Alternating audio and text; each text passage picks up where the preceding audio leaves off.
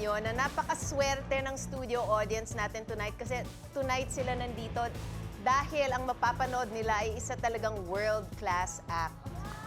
Yes, alam niyo ba yung grupo na ito, first time nila sumali sa national competition, ang World Supremacy Battlegrounds. Nanalo na sila agad, champion na sila agad. Sumali rin sila sa Thailand, nag-champion rin sila agad.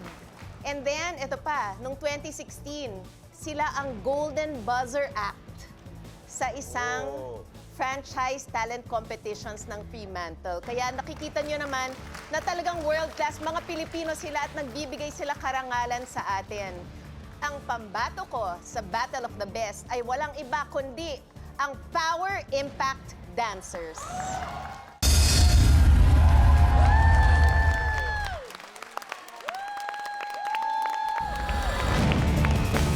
The Power Impact Dancers!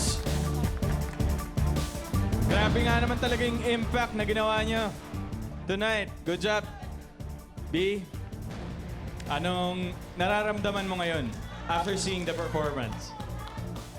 Sa totoo lang, Alden, kabang-kabang kaba ako ngayon. Kinakabahan ako because they were brilliant. Ang ganda ng ginawa ninyo. Talagang makikita mo yung technique. Makikita mo na sabay-sabay, flawless yung performance. But I'm also thinking, marami na rin tayong dancers dito sa show. Ayan. And we want to have like a Variety.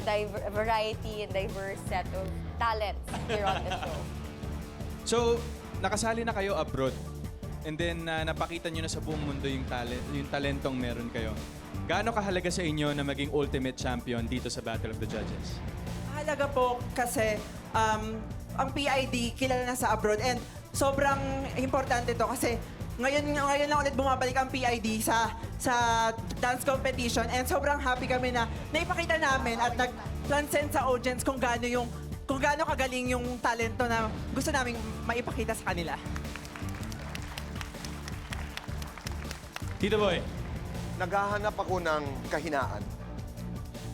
Lalo na pag 12 kayo.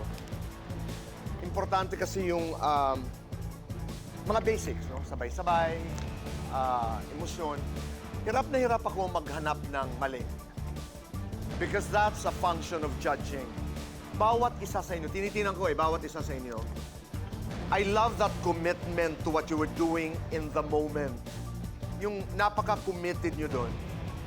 Pangalawa, tumatak sa akin na hindi kayo bumitaw sa kwento. And that's important. Whether you sing or you dance, you are a storyteller. Yung last pose, sabi ko, okay, naiintindihan ko sila. Napakahusay niyo. Thank you, Tito Boy.